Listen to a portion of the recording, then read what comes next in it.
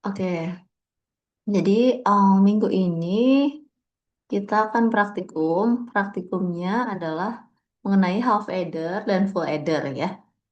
Nah, kalau parallel adder itu nanti buat minggu depannya lagi. Jadi sebenarnya ini ada hubungannya dengan teori ya yang tentang Carnot map sedikit sih. Tapi nanti aja kita bahas. Nah, jadi kita bahas dulu tentang rangkaian multikeluaran. Jadi em, sebelum-sebelumnya kan kita udah belajar ya tentang rangkaian yang memiliki satu output aja. Inputnya mungkin ada beberapa ya, ada A, B gitu kan. Tapi outputnya tuh cuma satu yang sudah kita pelajari. Nah, sekarang kita akan belajar di mana satu rangkaian itu ternyata bisa memiliki lebih dari satu output gitu. Misalnya dual output gitu ya. Jadi rangkaian-rangkaian dari fungsi yang sebelum-sebelumnya juga itu bisa dikombinasikan ke dalam rangkaian tunggal dengan keluaran multiple gitu ya, atau lebih dari satu. Sehingga dapat menghemat penggunaan gerbang dasar. Nah, salah satu contoh rangkaian multikeluaran itu terdapat pada rangkaian adder, entah itu half adder atau full adder gitu ya.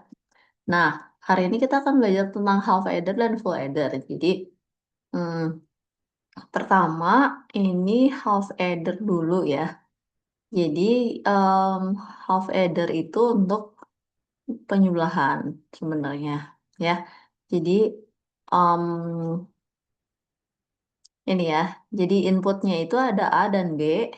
Nah, outputnya itu ada carry dan sum. Jadi kalian masih ingat kan ya prinsip penjumlahan pada bilangan biner gitu ya. Jadi misalnya kalau misalnya 0 ditambah 0, jadi hasilnya apa? Hasilnya adalah 0, ya kan?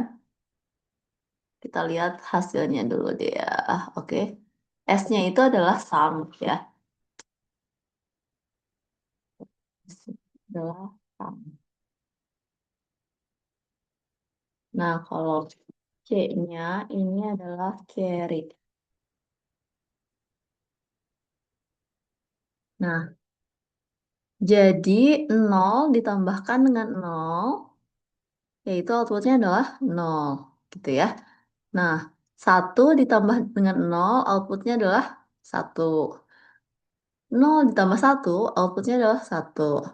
1 ditambah 1, outputnya adalah 0, gitu ya. Tapi kan dia punya carry-nya 1, gitu ya. Carry itu contohnya misalnya kan kayak kalau misalnya ini ya, 1 ditambah 1.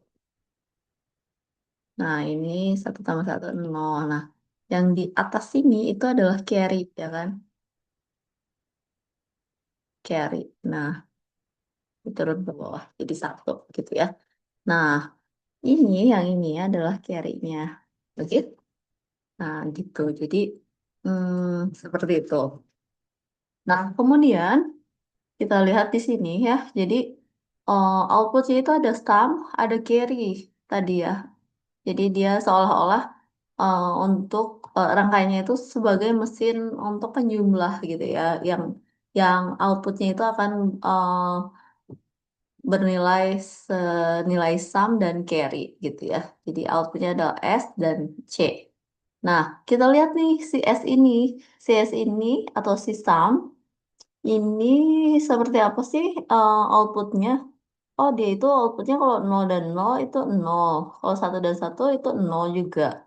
Kalau kalau inputnya berbeda, itu baru outputnya 1. Nah, itu sama dengan prinsip gerbang logika apa? Yang kayak gitu. Kalau inputnya sama, itu nilainya outputnya 0. Kalau inputnya beda, outputnya 1. Nah, itu sama dengan rangkaian XOR, ya kan? Nah, seperti itu. Maka dari itu, untuk membuat output si sum ini, kita pakai gerbang logika XOR aja, gitu ya. Nah, terus untuk si output yang carry, ya, atau output yang C, kita pakai gerbang apa nih? Coba kita lihat outputnya, polanya kayak gimana.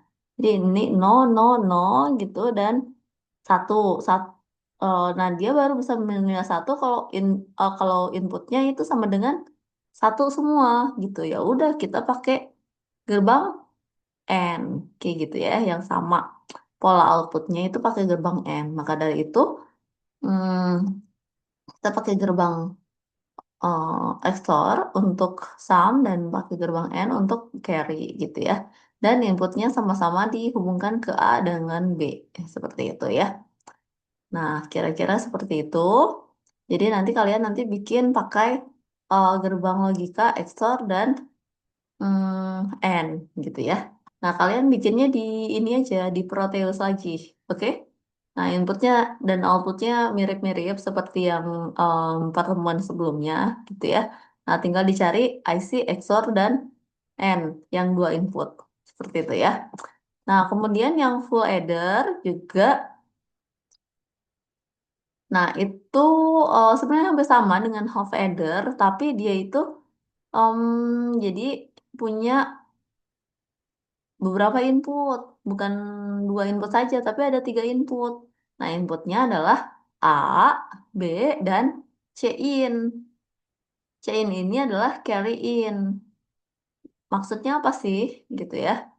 Nah, jadi kan kalau misalnya penjumlahan, tadi mah kan penjumlahannya cuman satu digit ya. Kalau misalnya kita, misalnya ada penjumlahan yang tiga digit, misalnya nih kayak gini ya, satu satu, sorry, satu nol satu ditambah satu. Nah, jadi satu ditambah satu kan nol.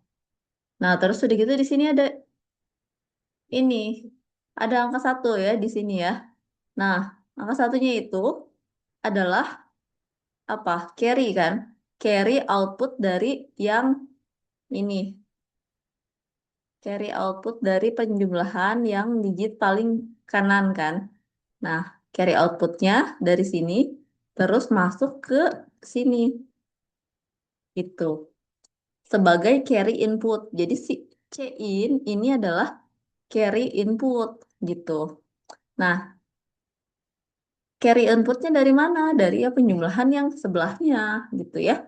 Nah, gitu. Nah, terus udah gitu ini satu ditambah nol jadi satu, ini satu gitu ya. Nah, jadi seperti itu. Jadi si C in itu adalah carry input dari penjumlahan yang sebelumnya. Kayak gitu. Nah, terus udah gitu kalau C out ya dari yang setelahnya gitu. Si output dari penjumlahannya itu sendiri gitu. Kalau carry input ya em, apa namanya? Input carry, sorry, carry dari digit yang sebelumnya gitu. Tapi kalau misalnya digit yang paling kanan ini nggak punya carry input kan, berarti carry inputnya itu pasti nol kalau yang di kanan. Tapi kalau yang di kiri bisa jadi eh, nol atau satu gitu ya. Oke, itu yang membedakan carry input sama carry output ya. Oke, nah seperti itu. Gimana outputnya? Outputnya ya gini, kalau misalnya ini 000 ya 00 gitu kan. 0, 11, 100 berarti hasilnya satu. Nah, carry outnya 0. 010 juga outputnya satu. Satu satu itu berarti apa? Kalau satu satu nol berarti outputnya nol. Carry outputnya satu. Kayak gitu ya. Lalu kalau misalnya ada carry inputnya nol, satu terus AB-nya nol berarti outputnya satu kayak gitu dan seterusnya gitu ya. Nah seperti itu. Nah ini kemudian em, nih kita lihat di sini. Nah gimana cara bikin rangkaiannya? Nah ini nih rangkaian yang nanti di praktikum akan kalian gunakan adalah rangkaian yang ini. Oke? Nah, seperti itu. Tapi gimana sih caranya untuk bikin rangkaian seperti ini gitu dari output yang seperti ini? Nah, saya jelaskan sedikit dulu ya. Oke. Oke, jadi kita lihat dulu untuk persamaan S dulu ya yang pertama. Jadi inputnya kan ada tiga ya, A, B, sama C in. Berarti kita bikin Karnaug map yang inputannya tiga, berarti ada berapa ininya? Ada delapan ya, ada delapan kotaknya. Terus udah gitu, kita buatlah seperti ini. eh Kalau yang ada dikasih angka satu gitu ya. Ini di S-nya. Kita cari nih kayak 100 berarti 100 100 berarti yang di sini yang dikasih satu gitu ya. Terus yang berikutnya yang ini adalah 010 berarti 010 yang di sini gitu ya. Nah, itu masih di angka satu.